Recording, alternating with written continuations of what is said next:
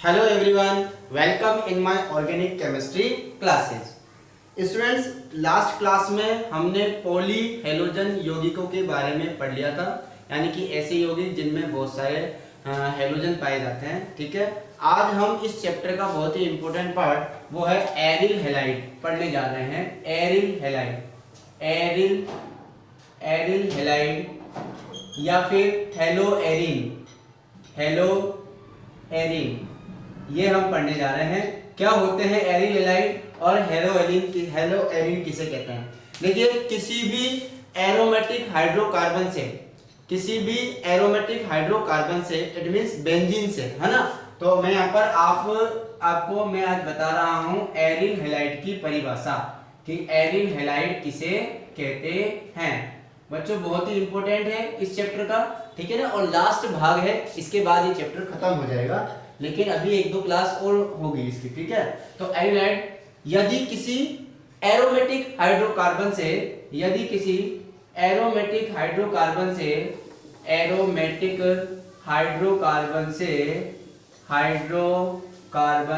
यानी कि बेंजीन से, मोस्टली हम क्या लेते हैं? बेंजीन लेते हैं, है ना। यदि किसी एरोमेटिक हाइड्रोकार्बन से अर्थात बेंजीन से किसी हाइड्रोजन का प्रतिस्थापन हेलोजन के द्वारा, किसके द्वारा? हेलोजन समूह के द्वारा, ठीक है, हेलोजन समूह के द्वारा कर दिया जाए तो प्राप्त यौगिक एरोमेटिक हैलाइड या एरिल हैलाइड या हेलो एरिन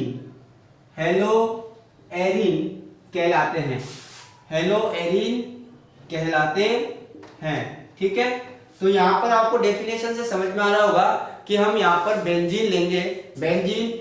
ये आपको याद रखना है, आपके लिए एरोमेटिक हाइड्रोकार्बन का मतलब बेंजीन होना चाहिए। हालांकि होते बहुत सारे हैं, लेकिन आपके लिए आपको इतना याद रखना है कि एरोमेटिक हाइड्रोकार्बन का मतलब होता है benzene. This is the benzene. और बेंजीन के हर कॉर्नर पर एक एक हाइड्रोजन प्रेजेंट होता है बच्चों, ये हम सबको पता है, ठीक है। अब मैंने क्या किया, इसको हम बोलते हैं C6H6, है ना। इसका जो है मॉलिक्यूलर फॉर्मूला, आणविक सूत्र, अणुसूत्र C6H6 होता है। यह है बच्चों बेंजीन, ठीक है। अब मैंने क्या किया, इस बेंजीन से एक हाइड्रोजन को निकाल दिया, एक हाइड्रोजन को हटा दिया। कहीं से भी मैं एक हाइड्रोजन को हटा दूंगा तो आपके पास बच्चों ये ग्रुप बचेगा, आपके पास बचेगा दिस ग्रुप। ओके, देखो बेंजीन के अंदर डबल बॉन्ड को हम गोला करके लिख सकते हैं, ये ग्रुप बचेगा।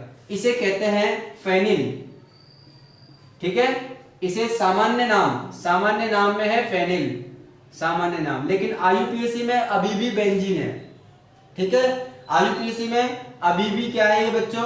बेंजीन है। इस बात का ध्यान रखेंगे, आईयूपीएसी में मूल नाम चेंज नहीं होता कभी भी।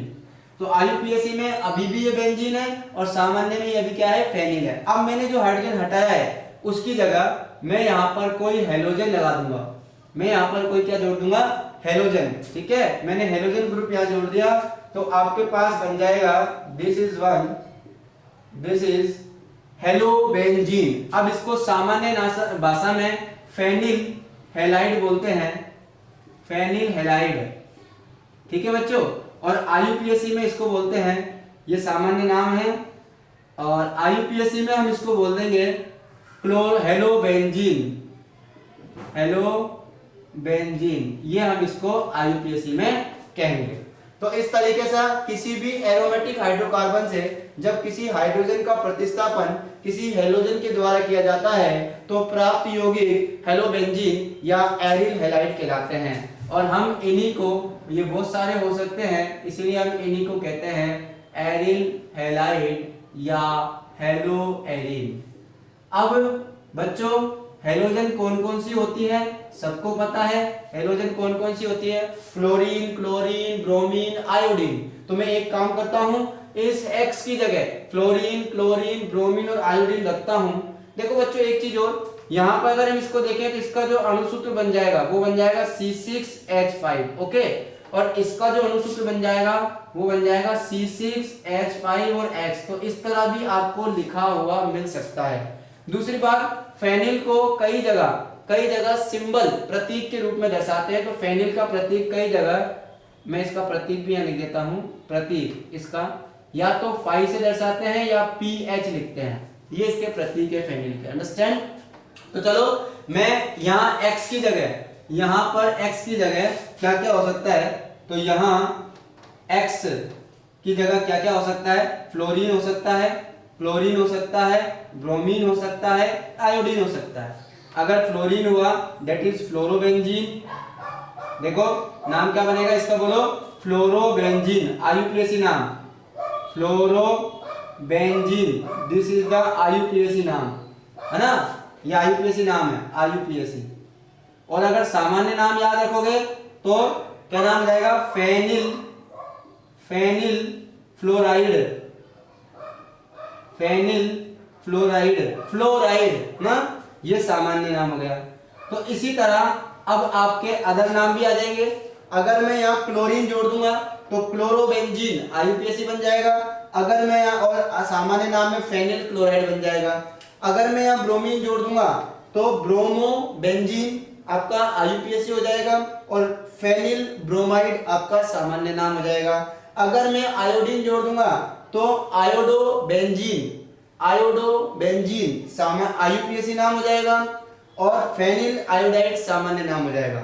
इस तरीके से हम यहाँ पर एरिल हैलाइड प्राप्त करते हैं, या एरिल हैलाइड की परिभाषा से हम इसको समझ सकते हैं कि एरिल हैलाइड होते क्या हैं। नेक्स्ट है अब इनके बनाने की विधियां, कि आखिर ये एरिल हैलाइड को प्राप्त कैसे करते हैं, मेथड ऑफ प्रिपरेशन, है ना, निर्माण की विधियां। बच्चों एरिल हैलाइडों के निर्माण की विधियां बिल्कुल वही सीक्वेंस में हमें पढ़ना है। एरिल हैलाइडों के निर्माण की विधियों के बाद इनके भौतिक गुणधर्म पढ़ेंगे, उसके बाद इनके रासायनिक गुणधर्म पढ़ेंगे, ठीक है। तो चलिए एरिल हैलाइडों के निर्माण की विधियां। एरिल हैलाइडों के निर्माण की विधियां, ठीक है। तो सबसे पहली जो विधि है, सबसे पहली बहुत ही इंपॉर्टेंट विधि है, वो है बेंजीन डाइएजोनियम क्लोराइड से। बेंजीन डाइएजोनियम क्लोराइड से पहला हम इसके अंदर पढ़ते हैं, बेंजीन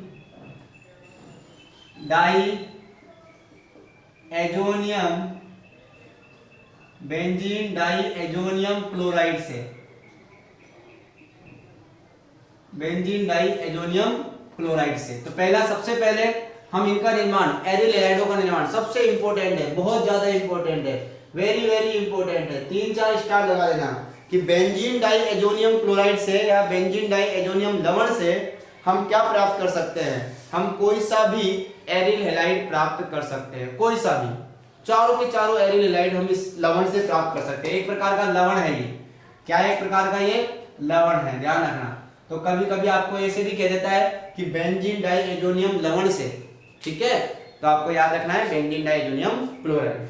तो चलो बच्चों सबसे पहले देखते हैं कि आखिर ये बेंजीन डाइएजोनियम क्लोराइड होता क्या है, ठीक है। चलिए मैं बताता हूं आपको क्या होता है, तो इसको कैसे बनाते हैं। देखो ये बेंजीन है, ये सब जानते हो। देखो बेंजीन के अंदर ये रिंग बनाना जरूरी होता है, क्योंकि डबल बॉन्ड क्या करते रहते हैं, चक्कर लगाते रहते हैं। जो बच्चा रिंग नहीं बनाएगा, जो ये गोला नहीं बनाएगा, उसके बाहर गोला लग जाता है, और जिसके बाहर गोला लग जाता है उसके मार्कशीट में भी गोले गोले आते हैं, ठीक है। तो ध्यान रखना है, गोला लगाना बहुत जरूरी होता है। दिस इज द बेंजीन, और बेंजीन के ऊपर अगर मैं एक NH2 जोड़ दूं, बेंजीन के ऊपर एक हाइड्रोजन हटाकर मैं NH2 जोड़ दूं, तो बच्चों इसको कहते हैं एनिलीन। क्या बोलते हैं इसको, एनिलीन। इस एनिलीन की क्रिया ताजा बना हुआ नाइट्रस अम्ल HNO2, इसको बोलते हैं नाइट्रस अम्ल, इसकी अभिक्रिया हम नाइट्रस अम्ल से कराते हैं। तो बच्चों ये नाइट्रस अम्ल ताजा बना हुआ कैसे, यानी कि हम इसकी जगह हम लेते हैं NaNO2 प्लस HCl, ये दोनों की दोनों रिएक्शन करके क्या बनाते हैं, ताजा बना हुआ HNO2 यानी कि नाइट्रस अम्ल बनाते हैं। तो कभी कभी किसी किसी जगह आपको ये ना लिख करके ये लिख के दे देता है, तो चाहे ये लिखो चाहे ये लिखो, एक ही बात है, ये दोनों आपस में रिएक्शन करके यही बना लेते हैं। तो ताजा बना हुआ नाइट्रस अम्ल या फिर NaNO2 प्लस HCl, दोनों में से कुछ भी लिख सकते हो, ठीक है, दोनों में से एक लिखना है, कुछ भी लिख सकते हो, बस याद रहना चाहिए कि ताजा बना हुआ नाइट्रस अम्ल का मतलब होता क्या है। इसका मतलब होता है NaNO2 प्लस HCl, ठीक है। तो NaNO2 प्लस HCl और एनिलीन, इनकी आपस में अभिक्रिया कराते हैं, थोड़ा सा हम इनको गर्म करते हैं, टेम्परेचर देते हैं, तो आपके पास दो पदार्थ बनते हैं, एक बनता है ये बेंजीन, ठीक है, benzene diazonium N2, this is the benzene diazonium. अब मैंने इससे जोड़ दिया क्लोरीन, इस पे माइनस चार्ज होता है, इस पर प्लस चार्ज होता है, this is the benzene diazonium chloride लवण। यह है आपका बेंजीन डाइएजोनियम क्लोराइड लवण, ठीक है, और साथ में बनता है थोड़ा सा वाटर। तो हमें तो केवल इससे मतलब है, बेंजीन डाइएजोनियम क्लोराइड से, और ये पूरी की पूरी रिएक्शन, इस अभिक्रिया का नाम है बच्चों डाइएजोटीकरण। याद रखना, इस पूरी अभिक्रिया का नाम है डाइएजोटीकरण। It is the very very important reaction for board exam, ये वेरी वेरी इंपॉर्टेंट रिएक्शन। तो ध्यान रखना, डाइएजोटीकरण में क्या करते हैं, एनिलीन की अभिक्रिया ताजा बना हुआ नाइट्रस अम्ल से कराते हैं, यानी कि NaNO2 प्लस HCl से कराते हैं, हल्का सा गर्म करते हैं, तो बेंजीन डाइएजोनियम क्लोराइड प्राप्त होता है, और इस अभिक्रिया को डाइएजोटीकरण कहते हैं, डाइएजोटीकरण अभिक्रिया। तो बच्चों लेकिन मुझे तो क्या प्राप्त करने थे, एरिल हैलाइड। बच्चों एरिल हैलाइड प्राप्त करना है, तो एरिल हैलाइड प्राप्त करने के लिए सबसे पहले बेंजीन डाइएजोनियम क्लोराइड प्राप्त करना पड़ेगा, अंडरस्टैंड। तो बेंजीन डाइएजोनियम क्लोराइड से अब हम एरिल हैलाइड बनाएंगे। तो आगे जो अभिक्रिया करवा रहा हूं वो बहुत ही इंपॉर्टेंट अभिक्रिया है। अब हम एरिल हैलाइड बनाएंगे इससे, यानी कि हमारा ये तैयार हो गया। अब हम इससे बनाएंगे बेंजीन डाइएजोनियम क्लोराइड से हम बनाएंगे chlorobenzene, bromobenzene, fluorobenzene, iodobenzene, understand. अब मैं आपको इससे निर्माण की अभिक्रियाएं बताता हूं। रफ कर दूं डाइएजोटीकरण। अब मैं इसको मिटा रहा हूं, ये हमारा बन गया बेंजीन डाइएजोनियम क्लोराइड, और इससे बनाएंगे अब हम सारे की सारे। देखो ये रहा आपका बेंजीन डाइएजोनियम क्लोराइड, ये इसके ऊपर हल्का सा प्लस, इसके ऊपर माइनस। इसकी रिएक्शन किस किस से कराते हैं और क्या क्या बनाते हैं देखते जाइए बच्चों। सबसे पहला Cu2Cl2 copper chloride plus HCl। Number 2 Cu2Br2 plus HCl। Number 3 copper चूर्ण प्लस HCl। नंबर 4 यहां पर HBr आएगा बच्चों। नंबर 4 कॉपर चूर्ण plus HBr। Number 5 potassium iodide के साथ इसको हल्का सा गर्म करते हैं। नंबर 6 फ्लोरोबोरिक एसिड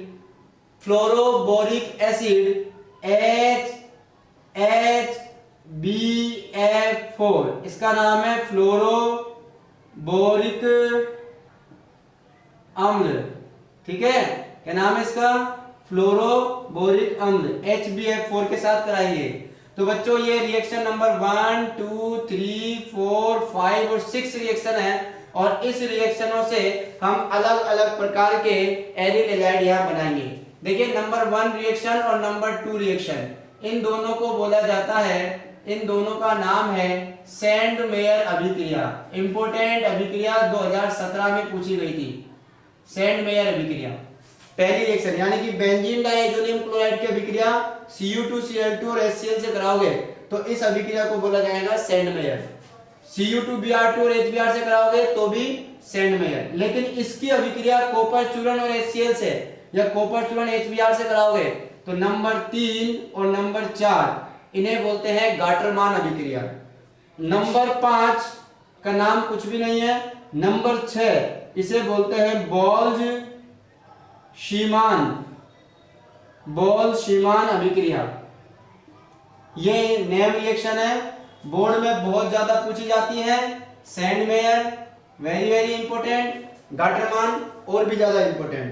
तो चलिए मैं बताता हूं आपको क्या बनेगा। देखो बड़ा ही सिंपल तरीके से समझा रहा हूं, ध्यान से सुनेंगे।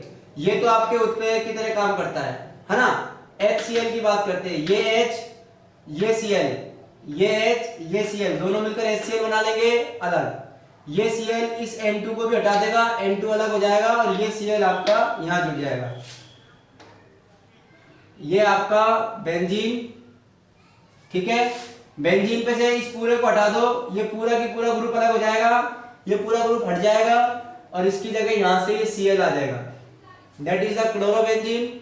अब इस पूरे ग्रुप में से H और Cl दोनों मिलकर HCl बना लेंगे और साथ में N2 बाहर निकल जाएगा। तो ये आपके पास बन जाएगा क्लोरोबेंजीन। नीचे वाले में Br है, पूरे को हटा देगा, Br लगा देगा,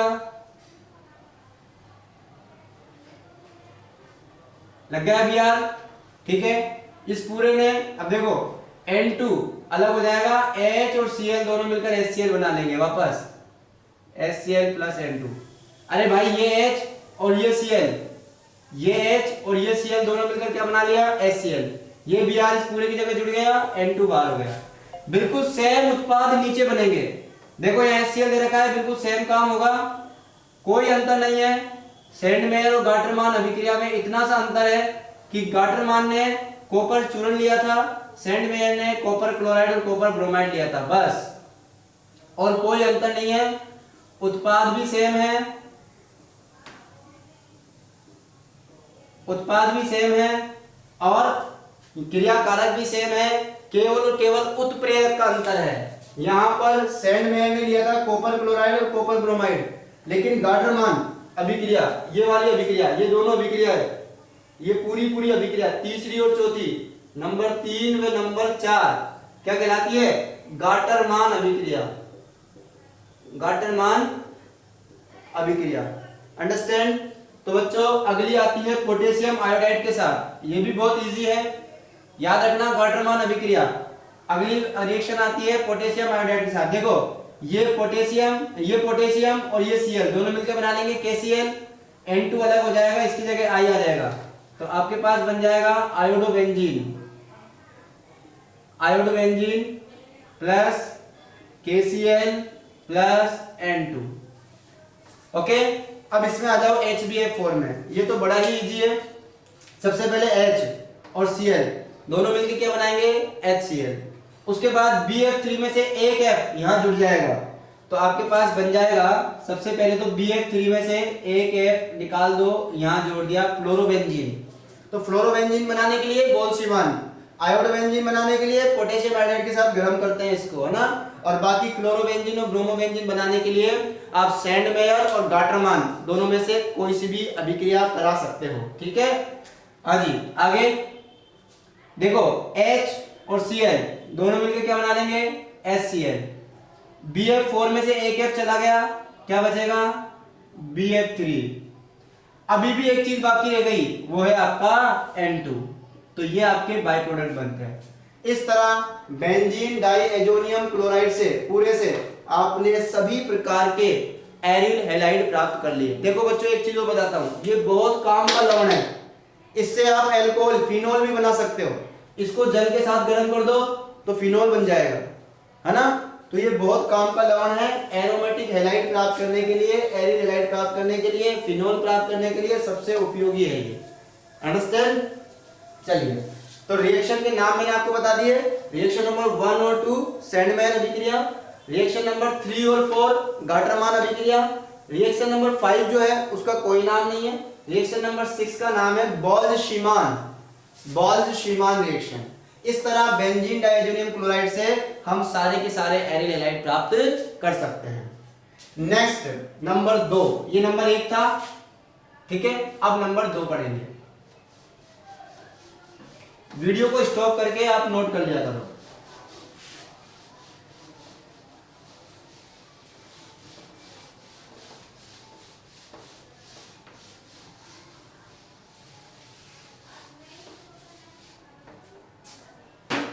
एरिल हैलाइडों के बाद बेंजीन डाइएथोनियम क्लोराइड के बाद अगला मेथड है आपका फ्रॉम हुंसडीकर अभिक्रिया। नंबर 2 हुंसडीकर अभिक्रिया।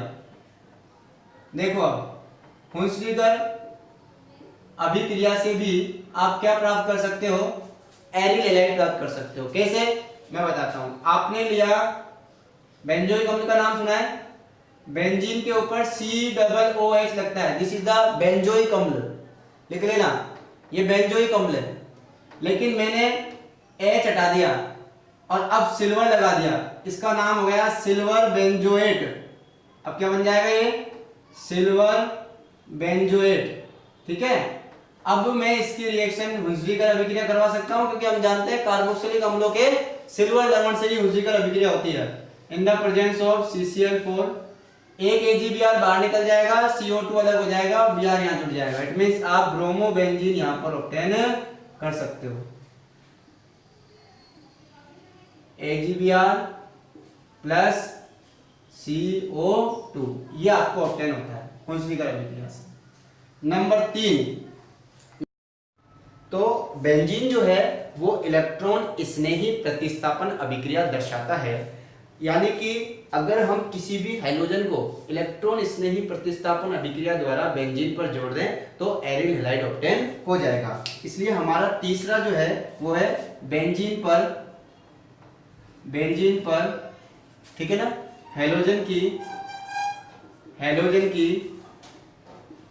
इलेक्ट्रॉन स्नेही प्रतिस्थापन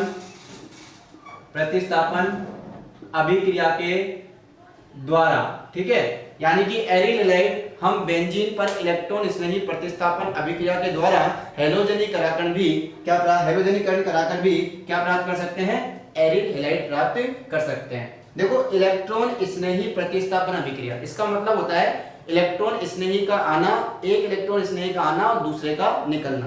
तो मैं इसकी क्रियाविधि आपको बताऊंगा दोस्तों, लेकिन फिलहाल मैं आपको इसका डायरेक्टली पहले एरिल हैलाइड बनाने का तरीका बता रहा हूं। देखो क्या होगा, ये बेंजीन है, ठीक है, ये बेंजीन है, सब जानते हैं। इस बेंजीन पर मुझे Cl2 की रिएक्शन करानी है। ये जो रिएक्शन होती है इलेक्ट्रॉन स्नेही प्रतिस्थापन अभिक्रिया, ये अभिक्रिया लुईस अम्लों की उपस्थिति में होती है। कोई सा भी लुईस अम्ल, AlCl3, AlCl3, BF3, HbCl5, FeCl3, इनकी प्रेजेंस में रिएक्शन होती है। तो हम यहाँ लेते हैं शुष्क या निर्जल AlCl3, है ना, शुष्क AlCl3। और बच्चों ये जो AlCl3 होता है ये लुईस अम्ल की तरह काम करता है। किसकी तरह काम करता है, ये लुईस अम्ल की तरह काम करता है। ठीक है, और इसकी उपस्थिति में ही कौन सी इस अभिक्रिया, ये कौन सी अभिक्रिया होती है, इलेक्ट्रॉन स्नेही प्रतिस्थापन अभिक्रिया। ठीक है, इस अभिक्रिया में क्या होता है, इसको इलेक्ट्रॉन स्नेही क्यों बोलते हैं। तो देखो मैं यहां पर बता देता हूं आपको, ये Cl2 है आपका, तो ये बॉन्ड टूटेगा, ये बॉन्ड ब्रेक होगा, एक के ऊपर माइनस एक के ऊपर प्लस, तो ये प्लस और ये माइनस। ठीक है बच्चों, यहाँ पर 2 टुकड़े हो जाएंगे इसके। तो बेंजीन के 6 कोनों पर हमें पता है 6 हाइड्रोजन होती है। ठीक है, तो कोई सी भी एक हाइड्रोजन रिप्लेस होगी H+ की फॉर्म में, तो H+ की फॉर्म में निकलेगी और Cl- को लेकर क्या बनाएगी बच्चों, HCl बनाएगी। दूसरा प्लस वाला जो Cl है उसकी जगह जुड़ेगा, तो एक H+ निकलेगा और उसकी जगह दूसरा Cl+ अटैच होगा। अंडरस्टैंड, ये दूसरा Cl+ इस पर जुड़ गया, एक Cl+ ये जुड़ गया, वहां से H+ बाहर निकल जाएगा, यानी कि इस कार्बन से आपका हाइड्रोजन बाहर निकल गया। तो जो H+ निकला है वो H+, ठीक है, और Cl- ये दोनों मिलकर क्या बना लेंगे, HCl। ठीक है, तो ये जो रिएक्शन है ये इलेक्ट्रॉन स्नेही प्रतिस्थापन अभिक्रिया से हुई है। तो ये रिएक्शन लुईस अम्लों की उपस्थिति में होती है बच्चों, ध्यान रखेंगे। लुईस अम्लों की उपस्थिति में बेंजीन रिंग इलेक्ट्रॉन स्नेही प्रतिस्थापन अभिक्रिया दर्शाती है। अंडरस्टैंड। चलिए अब हम आपको बता देंगे कि इस तरीके से आप Br2 लोगे, वही AlCl3 या FeCl3, HbCl5 कुछ भी यहाँ पर ले सकते हो आप, लेकिन वो होना क्या चाहिए, लुईस अम्ल। तो किसी भी लुईस अम्ल की उपस्थिति में जो बेंजीन वलय है वो आपका इलेक्ट्रॉन स्नेही प्रतिस्थापन अभिक्रिया दर्शाता है। ध्यान रखना यहाँ प्लस वाला जुड़ा है Cl, माइनस वाला Cl उस H+ के साथ मिलकर HCl बना देता है। ठीक है, तो इस तरीके से आपका बन जाएगा क्लोरोबेंजीन। बच्चों मेथड नंबर 4, इसकी क्रिया विधि हम आपको बाद में बताएंगे, अभी हम पढ़ रहे हैं एरिल हैलाइडों के निर्माण की विधियां, इसलिए मेथड नंबर 4, मेथड नंबर 4 चौथी विधि वो है रॉशिंग प्रक्रम से। नंबर 4 ये बहुत ही इंपॉर्टेंट प्रक्रम है। उद्योगों में इस प्रक्रम से एरिल हैलाइड यानी कि क्लोरोबेंजीन प्राप्त किया जाता है। रॉशिंग प्रक्रम यानी कि औद्योगिक विधि है। कौन सी विधि है बच्चों? एरिल हैलाइड प्राप्त करने की औद्योगिक विधि है, और इससे आपको प्राप्त होता है क्लोरोबेंजीन। इससे आपको क्या प्राप्त होता है बच्चों? क्लोरोबेंजीन। तो चलिए कैसे प्राप्त करते हैं। यहाँ पर बेंजीन का ऑक्सीकरण कराया जाता है, ठीक है। क्या कराया जाता है? बेंजीन का ऑक्सीकरण। तो बेंजीन का हम यहाँ पर ऑक्सीकरण कराते हैं, साथ में HCl लेते हैं और साथ में लेते हैं हाफ O2, यानी कि हाफ O2 का मतलब है अपर्याप्त या वायु की उपस्थिति में। अपर्याप्त वायु की उपस्थिति में या वायु की कमी में हम यहाँ पर बेंजीन का ऑक्सीडेशन कराते हैं और उसकी HCl के साथ रिएक्शन कराते हैं। तो देखो बच्चों क्या होगा, ये रहा Cl, ये Cl आपका यहाँ अटैच हो जाएगा और ये बना लेगा क्लोरोबेंजीन। ये क्या बना लेगा? क्लोरोबेंजीन प्लस ये H, ठीक है। यहाँ पर मैं 2 मोल ले लूं तो ये बना लेगा, देखो ये H और ये O ये मिलकर बना लेता है H2O, यानी कि वाटर बन जाएगा। अब आप सोच रहे होंगे से इसमें तो एक ही H है, एक H और कहां से आ गया? बच्चों जहां क्लोरीन जुड़ा है वहां से भी तो एक H निकला है, तो वो H, एक H, 2 H और एक ऑक्सीजन H2O बना लेगा, तो आपके पास एक क्लोरोबेंजीन बन जाएगी। ये रिएक्शन कुछ परिस्थितियों में संपन्न होती है। कैसी परिस्थिति? 523 तो अप्रोक्स केल्विन टेम्परेचर होता है, 300 atm अप्रोक्स प्रेशर होता है, ठीक है, और CuCl2 उत्प्रेरक की उपस्थिति में ये रिएक्शन होती है। CuCl2 cuprous chloride, okay. तो यहां पर आपको दिखाई दे रहा है कि यहां से एक H निकल जाता है, एक H और H2O बाहर निकलेगा, उस H की जगह Cl जुड़ जाएगा, दैट इज क्लोरोबेंजीन। तो ये आपका औद्योगिक विधि है क्लोरोबेंजीन प्राप्त करने की। तो विद्यार्थियों में माय डियर स्टूडेंट, किस तरीके से हम एरिल हैलाइड प्राप्त कर सकते हैं। बच्चों अभी मैंने यहाँ पर आपको एक चीज बताई थी, वो है इलेक्ट्रॉन स्नेही प्रतिस्थापन अभिक्रिया। तो अब मैं इलेक्ट्रॉन स्नेही प्रतिस्थापन अभिक्रिया के बारे में ही बात करूंगा। तो रफ कर दो इसको, चलिए। लेकिन बच्चों ये आपका बन गया एरिल हैलाइडों के निर्माण की विधियां। हाँ जी, एरिल हैलाइडों के निर्माण के बाद हम पढ़ेंगे एरिल हैलाइडों के भौतिक गुणधर्म। इलेक्ट्रॉन स्नेही प्रतिस्थापन अभिक्रिया में आपको रासायनिक गुणधर्मों में समझा दूंगा, ठीक है। पहले हम पढ़ लेते हैं एरिल हैलाइडों के भौतिक गुणधर्म। तो चलिए अब हम पढ़ते हैं एरिल हैलाइडों के भौतिक गुणधर्म। क्या क्या होते हैं एरिल हैलाइडों के भौतिक गुणधर्म? देखिए सबसे इजी है, देखिए एरिल हैलाइडों के भौतिक गुणधर्म।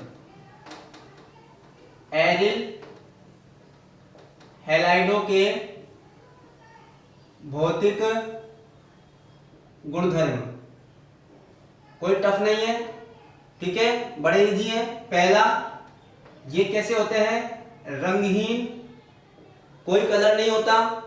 दूसरा, एरोमा, एरोमेटिक है ना, तो एरोमा का मतलब होता है सुगंध, इसका मतलब मधुर गंध युक्त होते हैं, मधुर गंध युक्त। और मोस्टली ये द्रव होते हैं। मोस्टली कैसे होते हैं?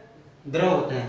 तो रंगहीन होते हैं, मधुर गंधयुक्त द्रव होते हैं। दूसरा, बिकॉज ये ऑर्गेनिक है, कार्बनिक रसायन है, सारे कार्बनिक हैं, तो समान समान को घोलता है, इसका मतलब ये ध्रुवीय प्रकृति के तो होते हैं, फिर भी ये जल में विलय नहीं होते।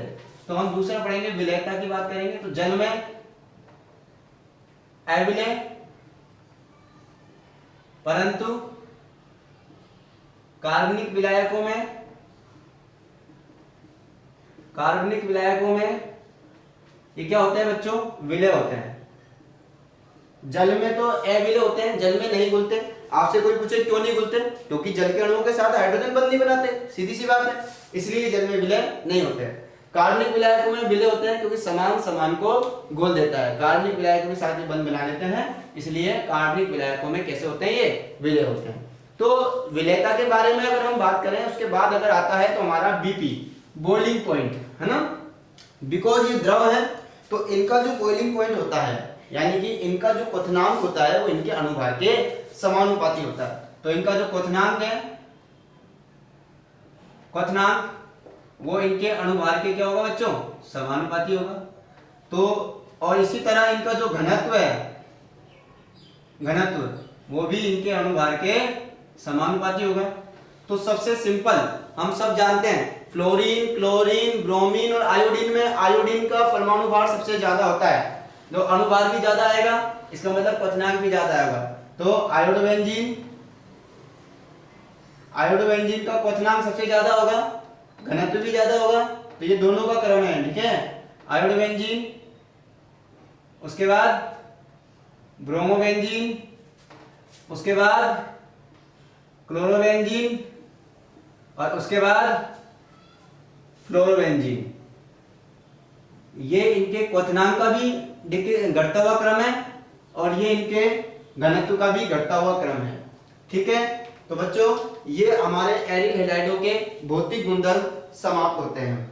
एरिल हैलाइड जल के अणुओं के साथ हाइड्रोजन बंध नहीं बनाता, इसलिए एरिल हैलाइड जल में अविलेय है। कोई आपसे कहे भाई एरिल हैलाइड तो ध्रुवीय प्रकृति का होता है, फिर भी जल में अविलेय है, क्यों? तो आप इसका आंसर क्या दोगे कि ये जल के अणुओं के साथ हाइड्रोजन बंधन नहीं बनाता। देखिए विलेयता है ना, विलेयता हमेशा जल के अणुओं के साथ हाइड्रोजन बंध को देखते हैं, उससे पता लगता है। जो हाइड्रोजन बंध बना लेते हैं वो जल में विलेय होंगे और जो नहीं बनाते हैं वो जल में अविलेय होंगे, ठीक है। लेकिन कभी भी क्वथनांक और घनत्व, क्वथनांक और घनत्व, अगर क्वथनांक की बात करूं तो वो जो हाइड्रोजन बंधन, वहां भी हाइड्रोजन बंधन का कॉन्सेप्ट आता है, ऐसी बात नहीं है, लेकिन वो आपस के अणुओं के अंदर आता है, ठीक है। जैसे कि alcohol alcohol alcohol alcohol alcohol alcohol में क्या होता है, हाइड्रोजन बंधन होता है, इसलिए उनका क्वथनांक ज्यादा होता है, ठीक है। तो यहां भी अगर हम एरिल हैलाइडों की बात करेंगे तो अनुभार की क्या होता है, ये समानुपाती होता है। जैसे जैसे अनुभार बढ़ता जाएगा वैसे वैसे इनके क्वथनांक भी बढ़ते जाएंगे। नेक्स्ट टॉपिक आता है हमारा CX बंध की प्रकृति। तो सबसे ज्यादा इंपॉर्टेंट जो चीज मैं आपको बता रहा हूं वो यह है एरिल हैलाइडों में CX बंध की प्रकृति।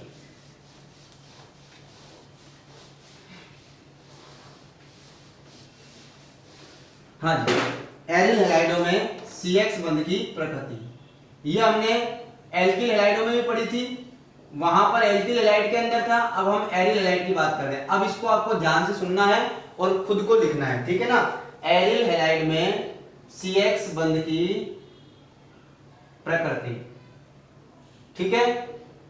तो बच्चों यहां से आपको बिल्कुल ध्यान से वीडियो को देखना है, ध्यान से सुनना है और वीडियो के लास्ट में मैं आपसे 3 क्वेश्चन करूंगा, उन क्वेश्चनों के आंसर आपको खुद को लिखने हैं, ठीक है। चलिए हम बात करते हैं, सबसे पहले एरिल हैलाइड बना लेता हूं एक, ये रहा एरिल हैलाइड, ठीक है, ये मेरा एरिल हैलाइड। एरिल हैलाइडों में हैलोजन परमाणु जिस कार्बन से जुड़ा हुआ है बच्चों, ये कार्बन होता है sp2 संकरित कार्बन, ठीक है। ये कार्बन कैसा होता है, sp2 संकरित कार्बन। और जबकि एल्काइल हैलाइडों में, एल्काइल हैलाइड कोई सा भी ले लो आप, उसके अंदर ये कार्बन होता है sp3 संकरित कार्बन परमाणु, ठीक है। sp3 संकरित कार्बन परमाणु की विद्युत ऋणता sp2 संकरित कार्बन परमाणु से हमेशा कम होती है, ठीक है। तो बच्चों यहां पर एक बात का ध्यान रखेंगे, इसकी विद्युत ऋणता बहुत कम है, हैलोजन की विद्युत ऋणता बहुत ज्यादा है, तो इनकी विद्युत ऋणताओं का जो अंतर आएगा, यानी कि एल्किल हैलाइडों में CX बंध में कार्बन और हैलोजन की विद्युत ऋणता में अत्यधिक अंतर होता है। बोलो होता है कि नहीं होता, बिल्कुल अंतर होता है। तो इन दोनों में विद्युत ऋणता का अंतर, ठीक है, विद्युत ऋणता का अंतर जो होगा वो इन दोनों में विद्युत ऋणता के अंतर से क्या आएगा, ज्यादा आएगा। जितना ज्यादा विद्युत ऋणता का अंतर होता है तो एल्किल हैलाइडों में CX बंध की विद्युत ऋणता का जो अंतर है वो एरिल हैलाइडों में CX बंध की विद्युत ऋणता के अंतर से ज्यादा होता है। इसलिए CX बंध एल्किल हैलाइडों में अत्यधिक ध्रुवीय प्रकृति का होता है। कैसी प्रकृति का होता है, अत्यधिक ध्रुवीय प्रकृति का होता है। इसीलिए एल्किल हैलाइड आसानी से नाभिक स्नेही प्रतिस्थापन अभिक्रिया दर्शा देते हैं। लेकिन एरिल हैलाइडों में विद्युत ऋणता का अंतर कम होता है। यहां पर विद्युत ऋणता का अंतर कैसा होगा बच्चों? कम होगा। विद्युत ऋणता का अंतर कैसा होगा? कम होगा। और यहां विद्युत ऋणता का अंतर कैसा होगा? अधिक होगा। ठीक है, अधिक और कम। तो कम विद्युत ऋणता का अंतर है, इसलिए CX बंध जो होगा एरिल हैलाइडों में वो कम ध्रुवीय होगा, इसलिए ये आसानी से ब्रेक होना मतलब आसानी से टूटेगा नहीं। ठीक है, ये आसानी से नहीं टूटता है। तो बच्चों जब ये आसानी से नहीं टूटता है तो इसका मतलब कोई भी नाभिक स्नेही जब इस पर आक्रमण करने आएगा तो क्या ये अलग होगा? नहीं होगा।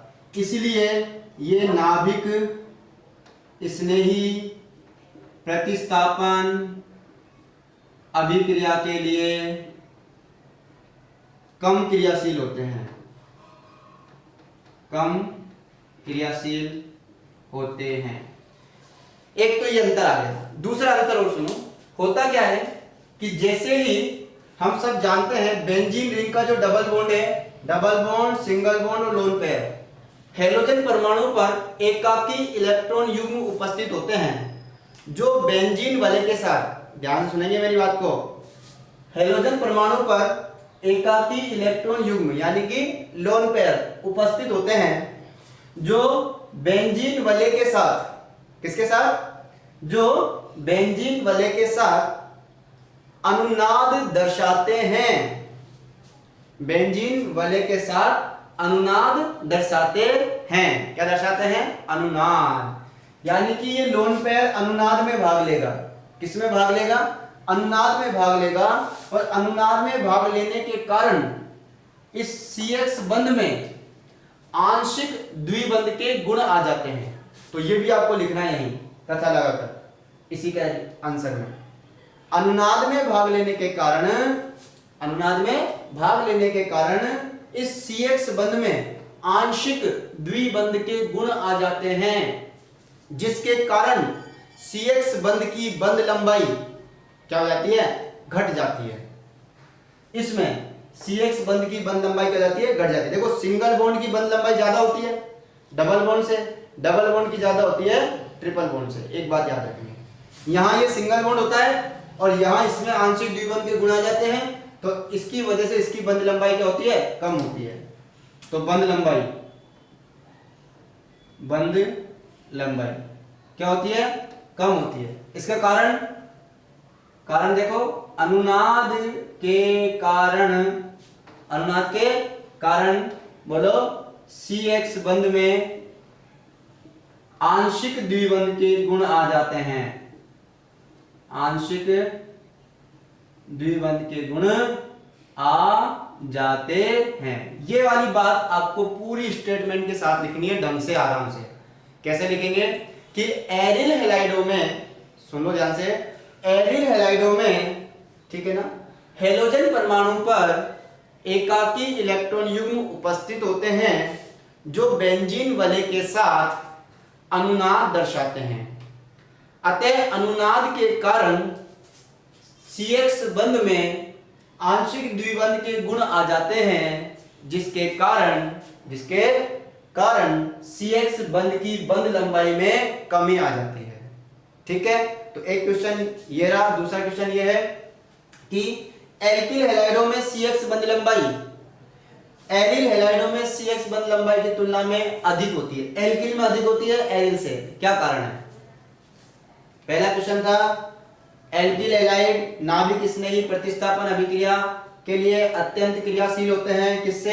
एरिल हैलाइड से। ये ज्यादा क्रियाशील है, ये कम क्रियाशील है। पहला क्वेश्चन तो ये क्यों आपको बताना है। दूसरा क्वेश्चन है एरिल हैलाइडों में CX बंध लंबाई क्या होती है? CX बंध लंबाई क्या होती है? कम होती है। किसकी तुलना में? बोलो, किसकी तुलना में? एल्किल हैलाइड की तुलना में। इसका भी आपको कारण बताना है। ठीक है, एक क्वेश्चन और बनता है छोटा सा बच्चों कि जो एरिल हैलाइड है ना, एरिल हैलाइड है, ये एरिल हैलाइड दिख रहा है आपको, ये इलेक्ट्रॉन स्नेही प्रतिस्थापन अभिक्रिया दर्शाते हैं आसानी से। क्या कारण है? एरिल हैलाइड आसानी से इलेक्ट्रॉन स्नेही प्रतिस्थापन अभिक्रिया दर्शाते हैं, इसके पीछे क्या कारण है? तो इसके पीछे भी वही कारण है, इलेक्ट्रॉन स्नेही प्रतिस्थापन अभिक्रिया के लिए क्या कारण है? देखो ये रहा आपका हैलोजन, मैं इसकी अनुनादी संरचना बना रहा हूं, ये डबल बॉन्ड, सिंगल बॉन्ड और लोन पेयर, इसका मतलब अनुनाद होगा, तो ये लोन पेयर देगा, हैलोजन लोन पेयर दे रहा है। वो सारे समूह जो बेंजीन रिंग को एकाकी इलेक्ट्रॉन युग्म देते हैं वो प्लस आर प्रभाव दर्शाते हैं, और जो बेंजीन रिंग से लेते हैं वो माइनस आर प्रभाव दर्शाते हैं, ठीक है ना। तो चलो ये हैलोजन ये अपना लोन पेयर देगा यहाँ पर, तो यहाँ डबल बॉन्ड हो जाएगा, और ये डबल बॉन्ड आगे वाले कार्बन पर चला जाएगा, तो यहाँ पर नेगेटिव चार्ज आ जाएगा। तो आपके पास बच्चों ये बनता है X पॉजिटिव लोन पेयर, यहाँ डबल बॉन्ड आ गया आंशिक द्विबंध के गुण, ये यहाँ पर नेगेटिव चार्ज आ जाएगा क्योंकि ये डबल बॉन्ड उठ के इस कार्बन पर गया है, ये डबल बॉन्ड उठ के इस कार्बन पर गया है, इसलिए नेगेटिव, बाकी सेम एज इट इज। बोलो यस और नो। अगेन फिर से रेजोनेटिव स्ट्रक्चर बनेगी, ये यहाँ जाएगा, ये अपने आगे वाले कार्बन पर जाएगा, आपके पास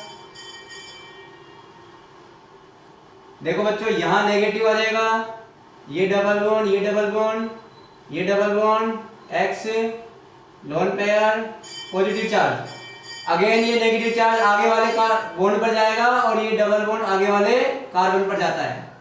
हमेशा ध्यान रखो ये माइनस चार्ज जो है वो तो बॉन्ड पर जाता है, और बॉन्ड जो है वो कार्बन पर जाता है, ठीक है। तो यहां से फिर अब आप अगर इसको गौर से देखो, यहाँ नेगेटिव, यहाँ डबल बॉन्ड, ये इसके यहाँ गया डबल बॉन्ड, ये डबल बॉन्ड आगे गया नेगेटिव चार्ज, बाकी सेम एज इट इज, ये पॉजिटिव, ये आपका आ गया। लास्ट एंड फाइनल स्ट्रक्चर आपकी इसकी बनती है, अगेन ये आपका यहाँ जाएगा और ये अपनी जगह पहुंच जाएगा, तो आपके पास ये स्ट्रक्चर आती है, और इन सारी स्ट्रक्चर को मिलाकर एक संरचना बनती है जिसे कहते हैं अपन संकर, ठीक है ना, ठीक है ना, अनुनादी संकर। तो अनुनादी संकर बनाते हैं, तो हमेशा अनुनादी संकर बनाने के लिए 3 लाइन ट्रिपल लाइन खींचते हैं, ठीक है। तो देखो ये रहा X, ये रहे इसके लोन पेयर, और यहाँ पार्शियली पॉजिटिव चार्ज आ जाएगा, पार्शियली डबल बॉन्ड आया था यहाँ, ठीक है, आंशिक द्विबंध, और अंदर की तरफ ये सारे द्विबंध अंदर की तरफ घूमे थे, और ऑर्थो और पैरा पर आंशिक ऋणावेश आया था, ठीक है।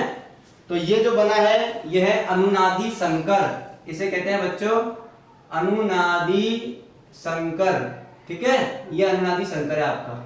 और बाकी ये संरचनाएं फर्स्ट, सेकंड, थर्ड, फोर्थ और 5, ये पांचों की पांचों संरचनाएं कहलाती हैं अनुनादी संरचनाएं, ये कहलाती हैं अनुनादी संरचनाएं या फिर कैनोनिकल संरचनाएं, कैनोनिकल स्ट्रक्चर।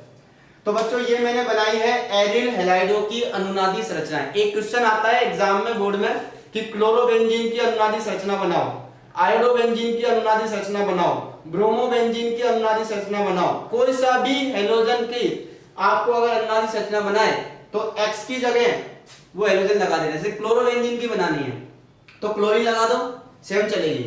ब्रोमोबेंजीन की बनानी है, ब्रोमीन लगा दो, सेम चलेगी। आयोडोबेंजीन की बनानी है, आयोडीन लगा दो, सेम चलेगी। अंडरस्टैंड? तो इस अनुनादी संरचना का क्वेश्चन बोर्ड में आता है 1 नंबर का, एक क्वेश्चन तो आता है अनुनादी संरचना बनाइए, तो वहां पूरा बनाना है। अब एक चीज और सुनो, जितनी ज्यादा अनुनादी संरचनाएं मॉलिक्यूल की यानी कि अणु की बनती हैं वो अणु उतना ही ज्यादा स्थायी होता है। जितनी ज्यादा अनुनादी संरचना किसी यौगिक की, किसी मॉलिक्यूल की अणु की बनती है वो उतना ही ज्यादा स्थायी होता है, पहली बात। दूसरी बात, इस अनुनादी संरचना से बहुत सारा अपन को रिजल्ट निकलता है। देखो इस हैलोजन ने अपना लोन पेयर दिया है, देने की वजह से ये जो CX बंध है इसमें आंशिक द्विबंध के गुण आ गए हैं, जैसा कि मैंने अभी आपको बताया था। इसीलिए इस CX बंध की बंध लंबाई में क्या आ जाती है, कमी आ जाती है, जबकि एल्किल हैलाइडों में कोई अनुनाद नहीं होता, इसलिए वहां पर CX बंध की बंध लंबाई में कमी नहीं आती। और यही कारण है कि एरिल हैलाइडों में CX बंध की बंध लंबाई एल्किल हैलाइडों के अंदर CX बंध की बंध लंबाई की तुलना में कम होती है एल्किल हैलाइडों में। याद रखोगे? तो बच्चों एक क्वेश्चन तो ये बन गया। दूसरी चीज देखो, अगर आप गौर से देखो तो इस हैलोजन की वजह से बेंजीन पर नेगेटिव चार्ज आया है। नेगेटिव का मतलब होता है इलेक्ट्रॉन घनत्व में वृद्धि। हाँ, नेगेटिव का आना मतलब इलेक्ट्रॉनों का आना। तो बहुत सारे इलेक्ट्रॉन आ रहे हैं, कौन कौन सी पोजीशन पर आ रहे हैं? ऑर्थो और पैरा। कई बच्चे नहीं जानते ऑर्थो पैरा, वो बोर्ड पे देखेंगे, वो बोर्ड पे देखेंगे। ठीक है, ये आपका हैलोजन जोड़ दिया, तो बच्चों इसको मैंने 1 नंबर दे दिया।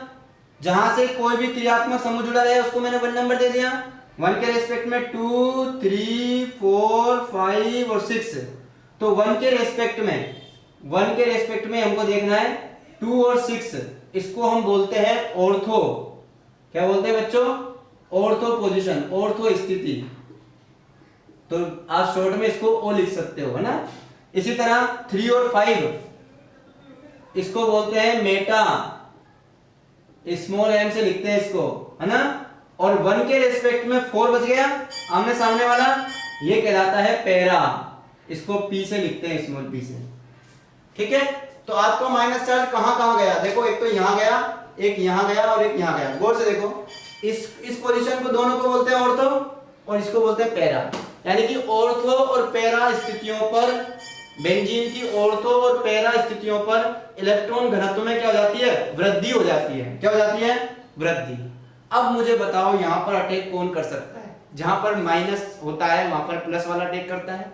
प्लस वाले का मतलब इलेक्ट्रॉन स्नेही, माइनस वाले का मतलब होता है नाभिक स्नेही और प्लस वाले का मतलब होता है इलेक्ट्रॉन स्नेही। तो यहां माइनस चार्ज आ जाता है बेंजीन वाले पर, जिसकी वजह से इलेक्ट्रॉन स्नेही आसानी से ऑर्थो और पैरा स्थितियों पर क्या करता है? आक्रमण करता है। और यही कारण है कि एरिल हैलाइड इलेक्ट्रॉन स्नेही प्रतिस्थापन अभिक्रिया आसानी से दर्शा सकते हैं नाभिक स्नेही की तुलना में। ठीक है, तो बच्चों ये सारी बात आज हमने पढ़ी और आगे की अभिक्रियाएं यानी कि रासायनिक गुणधर्म हम आपको नेक्स्ट क्लास में बताएंगे। आज के लिए सिर्फ इतना ही। Okay, bye, thank you so much, good luck, bye, take care.